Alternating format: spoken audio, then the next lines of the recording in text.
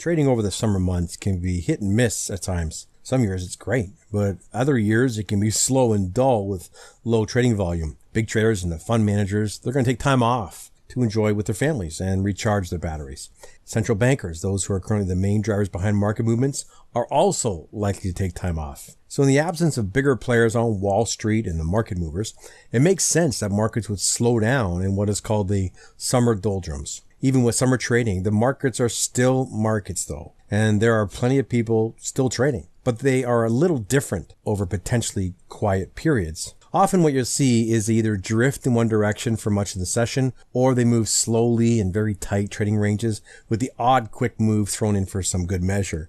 But if you can adapt to these conditions, you can make money, and it's usually your mind that has to adapt before anything else can change. Seeing the markets moving so slowly can be immensely difficult, especially after having some really good movement in the preceding months. But ultimately, the markets are going to do what they're going to do. When markets are drifting in one direction in these low trading volume conditions, they're likely to continue to do so until enough activity comes in to stop them.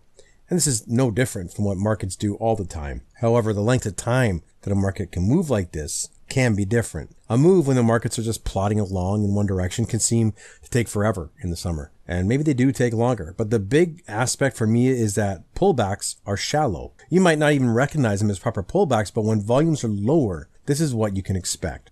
A deeper flush could spell out something entirely different to what it normally would. Then there are the times when the markets are really dead in the water. Nothing's going on, and ranges and volumes are depressed. And so are most traders. But here's the thing, when markets are like this, and then something steps in to drive the markets in a direction, moves can be sharp. And this driver could be news or just simply liquidity entering at a technical level. But because the opportunities are likely to be limited in number, when something does happen, everyone wants in, and as quickly as possible. So if you're alert to this and anticipate these breakouts, they can provide some excellent opportunities to take a trade. Now, obviously, I'm not trying to predict what kind of market we're going to have this summer.